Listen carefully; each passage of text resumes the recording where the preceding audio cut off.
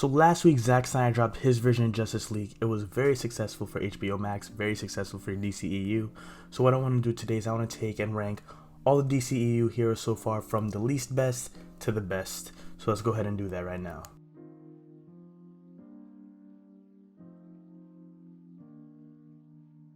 Hey guys, my name is Jay. Welcome back to Jay's POV, where every POV matters. Be sure to let me know what yours is down in the comments. I just want to preface by saying this list is just my POV. It's just my point of view. It is not the right point of view, but I really want to hear yours, guys. So please let me know what your list is down in the comments. There's no right answer. There's no wrong answer.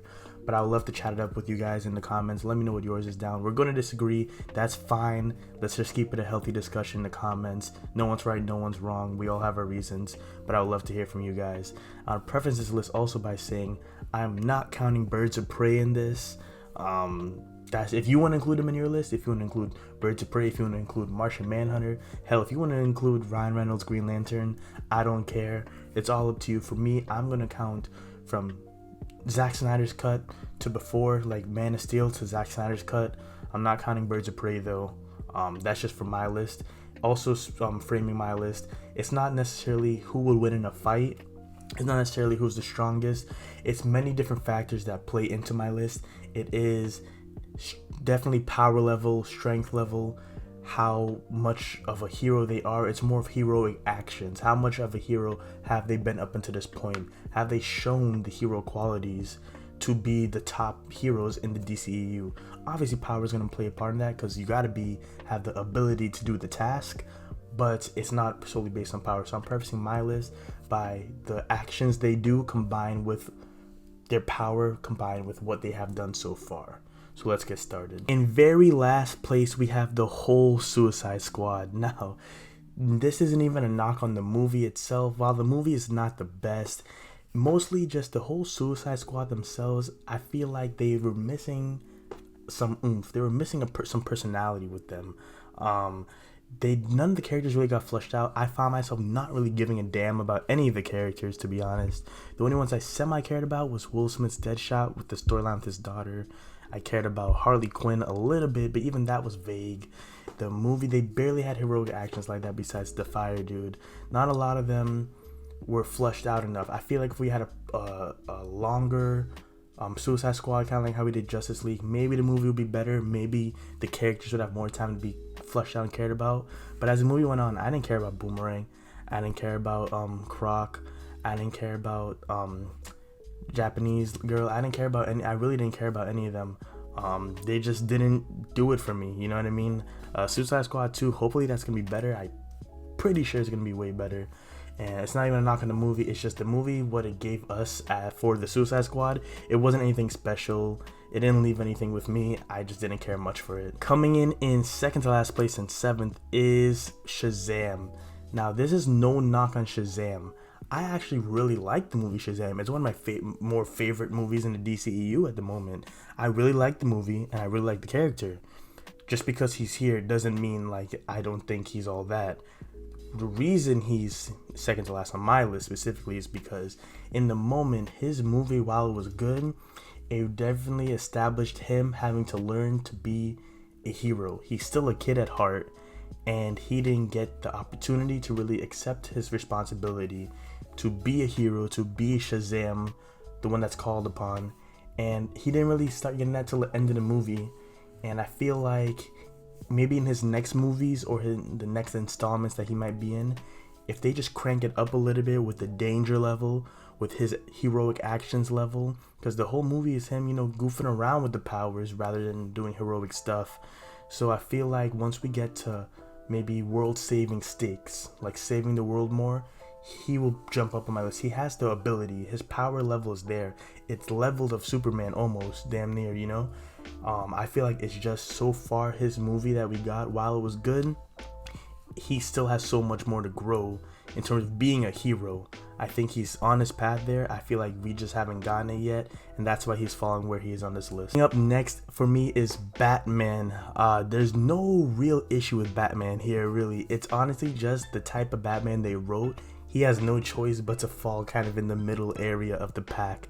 He's a Batman that's older, I don't want to say more wise. He has all his best years were behind him. He's definitely, if it was a sports team, he'll be the general manager of the sports team. He gets his hands dirty sometimes, but he's definitely the father of the DCEU.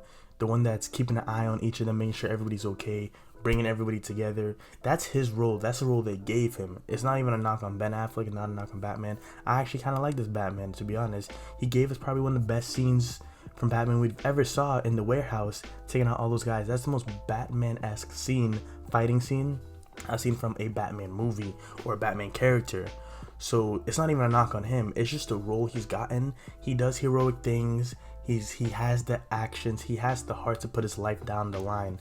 That's not the question. So far, though, what we've gotten from him, it hasn't really had a solo movie to explore the character more.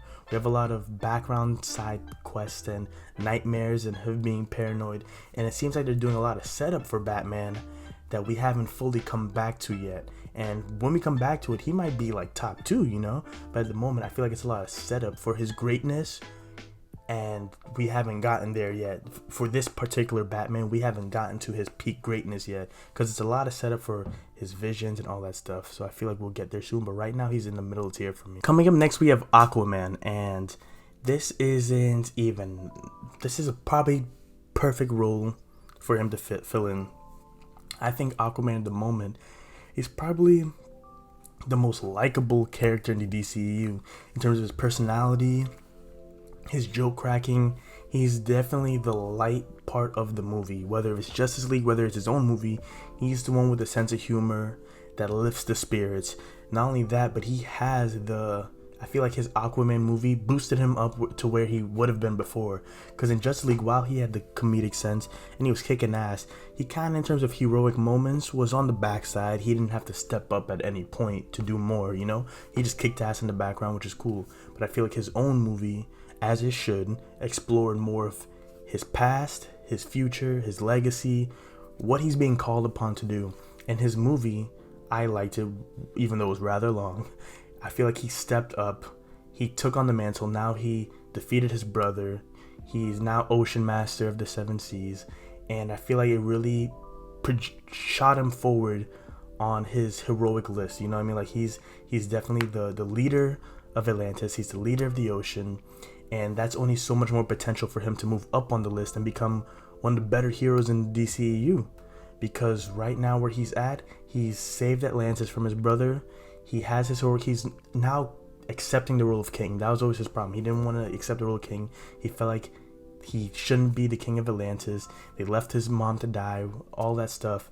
And now that he's finally accepting the role of king, accepting the role of being more than a king and being a leader, being a hero, the sky's only up from him for here. Coming in next, I have CYBORG. Now, this is a very interesting thing for me, because for a character to not have their own movie yet, out of everybody on this list, CYBORG is probably the one that has the biggest discrepancy on where he was on my list.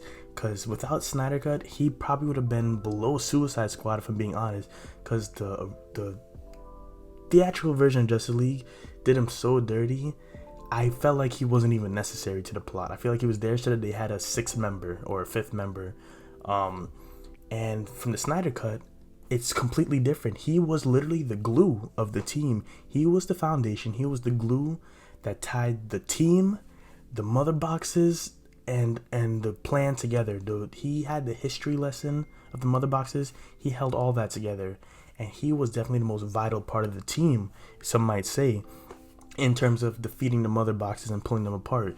And somehow the Snyder Cut, while he doesn't have his own movie yet, was able to show how important he really is to the overall story and how powerful he is, how he can hack into anything. He's playing the game Watch Dogs in real life, damn near. Like, he's so above everybody in terms of his technological powers. And the fact that he has the ability to do that. And now at the end of the movie, when you saw him take off his robe, he's standing over his parents' graves, and you see that he's accepting. He's like, you know, like, I accept these gifts you gave me, Dad. Like, thank you for giving me another opportunity. Like, I know you guys loved me. Like, you could see that in his look, like, standing over there. He's like, he loves his parents. He knew they loved him.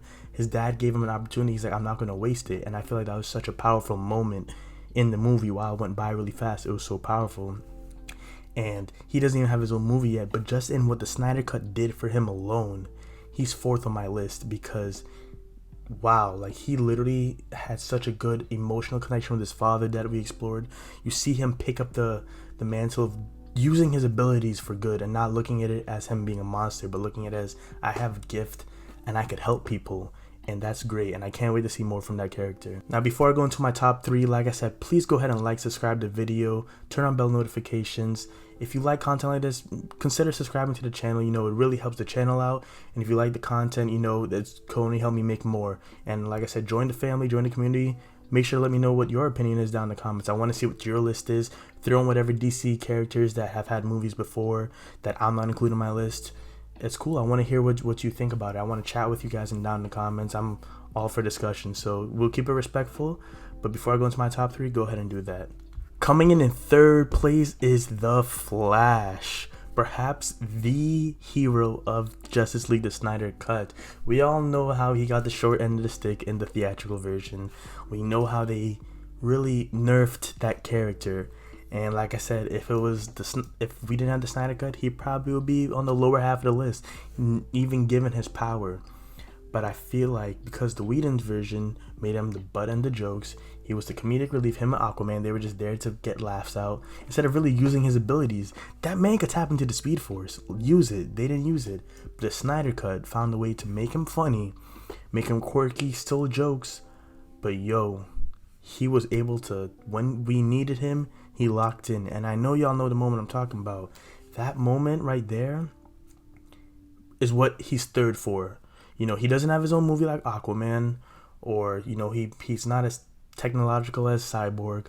But that moment right there, he's third because he stepped up to the plate. He was the only member of the Justice League at that moment in that time that could save the day. There's a lot of heroic moments that happen in that movie. But if I had an award, like an MVP award, for the most heroic action of the movie, and I had to give it to one person, no matter Cyborg pulling apart the cubes, no matter if it's Wonder Woman killing Steppenwolf, no matter if it's Superman coming back, and if I had one MVP award and I had to give it to one member of the Justice League for the most heroic action, it has to go to Flash. Like, it would have to go to him. He literally saved the day in the coolest way possible. It was beautiful. It was a great scene. It really showed how powerful that character is, how great he could be. And I loved it, and I want to see his movie, and that's why he's third on my list. Coming in second place is Wonder Woman Gal Gadot. Now, this is a character that I think is no question, if she's not your 1 and she's not your 2, she's definitely your 3. She has shown how powerful she is over these last couple movies. She shows she's not to be effed with whatsoever. She kicks ass, male, female, and not only that, but she has the hero in her.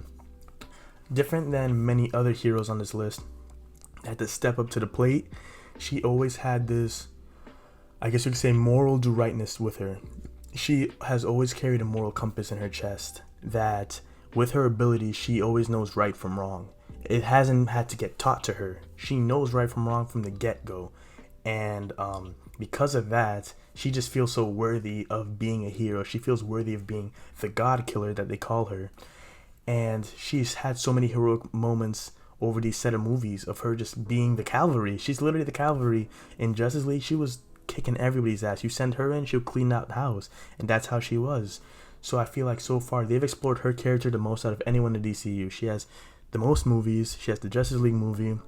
And while her second movie wasn't all that, it was more of the writing for the movie, the way the direction they went in the movie, that made the movie not that good, rather than her character. Her character wasn't really the problem to me, which is why she didn't drop down on my list for that reason.